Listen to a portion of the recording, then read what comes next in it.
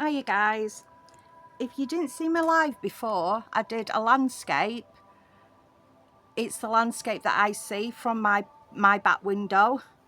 So once the watercolours dry, what I normally do is I normally work into it more, and then the very last stage, which we'll do a video of again, I will go into it maybe with pencil crayon or even sometimes a little bit of collage.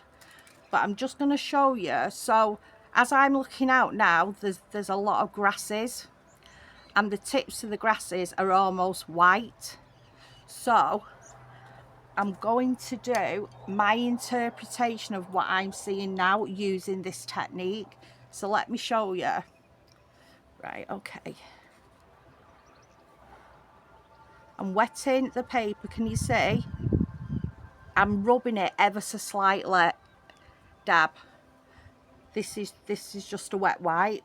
So again, and there's quite a bit of movement in these grasses, so I'm going to try and interpret that as well. And then, so basically you're lifting the colour off, and then if you lift it like it's happened here, if you don't lift it to the white of the paper, you lift it to the next colour underneath, sometimes it can give some really lovely effects, especially on light and shadow as well. So adding shadow and going into this and using this technique before I go into it with pencil crayon, it will give it so much depth. Go on, Mr. Spider, don't get near me paint. And little tiny red spiders. Oh, it's coming back.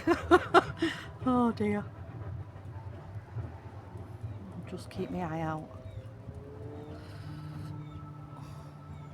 I don't mind spiders at all. I really don't like slugs, because I've got a backyard. Well, it's a backyard looking onto a field, so it don't feel like a backyard, you know, as in closed. And I've only got planters in my garden, in my yard. You know, I've not got any green to plant. So the slugs are my really lovely, pretty flower plants. The slugs are there. I mean, I'm even finding myself going out at night trying to see if I can find any, and then I grab them and put them in the field at the side of me. But yeah, I have become a bit slug obsessed. Right, I'm just fluffing up now a bit. Let me just show you. So this won't take it all off. I'm doing it really light, as you can see, but I'm just fluffing up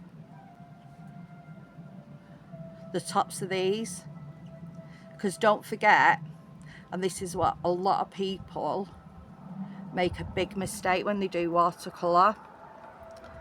They see an image and then they think, right, I know what that looks like, and they hardly then look at the image again.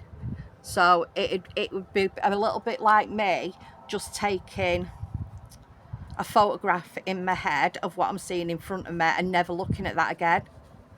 So you need to keep looking, and if the reeds look like they've got a little bit of white fluff on the ends of them, that is what you're interpreting. You're not trying to get every single little reed or make it look like grass. And I think what's a really good observation is, when you go out in nature, take a look at what grass looks like and what it looks like close up to you and far away. The grass far away will literally be a colour. You wouldn't be able to see any texture or strands in it whatsoever. But I've seen so many people do watercolours, and even though it's a beautiful watercolour, you can tell a lot of it's made up. So that's the only way you'd get a really realistic watercolour. I mean, I'm not saying that mine, you know, mine are absolutely brilliant. I've not done watercolour like this for a long time, but I know the techniques. I've taught the technique, so I'm sure I'm more than capable of helping you out a little bit, you know, if you want to know a few things. But I'm rubbing it off again here because I'm looking at the landscape and the sun's coming from this direction, so the light will be hitting this side. So I'm just bringing some of this off to give that impression. Looking all the time what I'm doing, looking at the landscape. Yeah, I was a little bit not happy with this bush before because I just thought it's just a big green bush in the middle of a beautiful landscape. And you know what, sometimes if you want, and I've even done it on this, that these are wild flowers here, but they're not that close up to me as that. So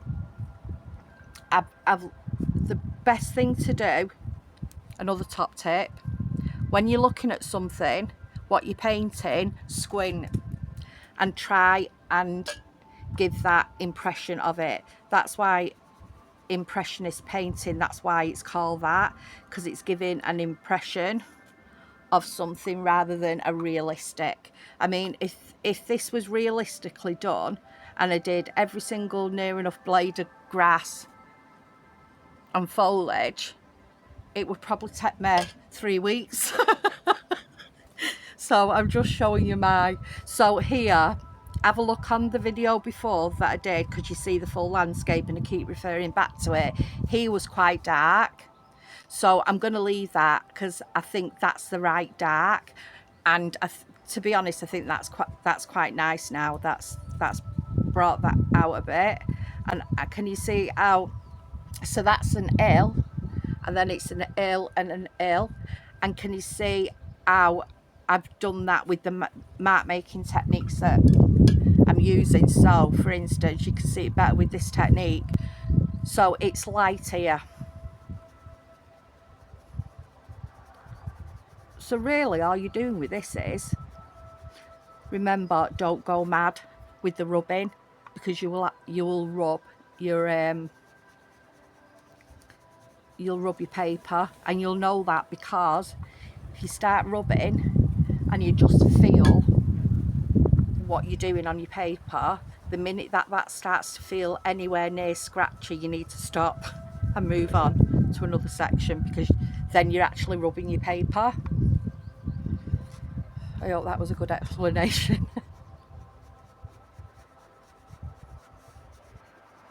Right.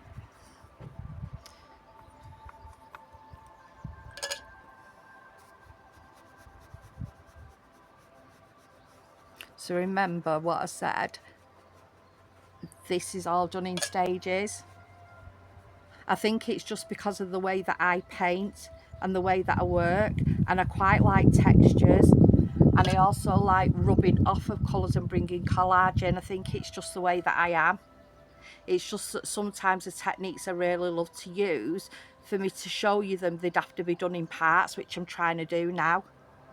So all I'm showing you now is what would be my next stage after I'd done that basic painting, and this would be it. So I'm just pulling out stuff that I don't want, or I want to be highlighted.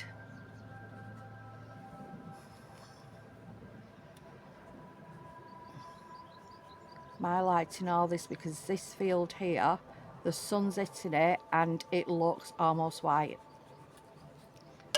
Wow, the sun is hitting it.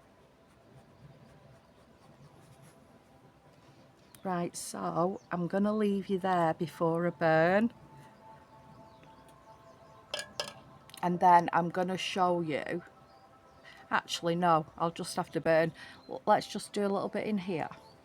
So all I'm doing here is, you see the white bits in the clouds? Not the light bits, the lighter blue sections.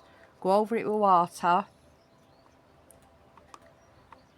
Dab it out until you get the lightness you want. So you might want the light just hitting one section of them light bits. Can you see?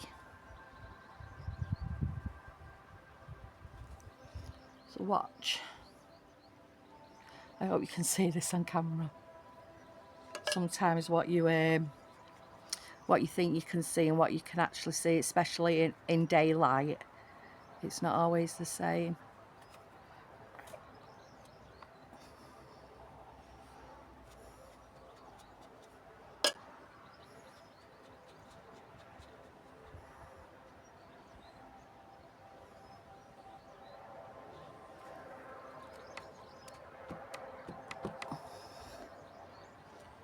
You see here, I'm just going to soften this up slightly because it's a little bit harsh.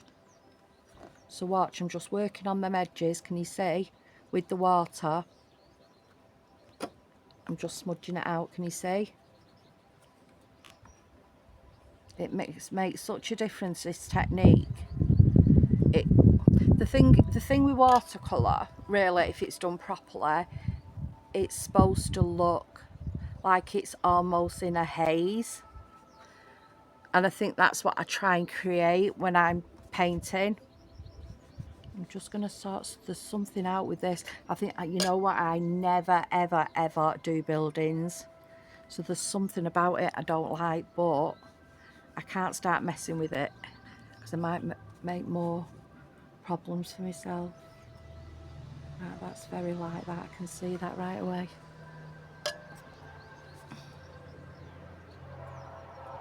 Yeah. See, I'm slightly rubbing away, but if you keep looking at that section, can you see what a difference it makes? Also, the sun's inside of this house, and it almost, when you get it to a stage where it's nearly white, it almost looks like it's illuminating. Put a little light in there. Maybe one in there. I think I'm getting a bit obsessed with detail. Right, before I do, I'm going to let you go. Then I'm going to just slightly tweak it a little bit more. And then I'm going to make the next video of when I use the pencil crayon. Alright, see you all soon.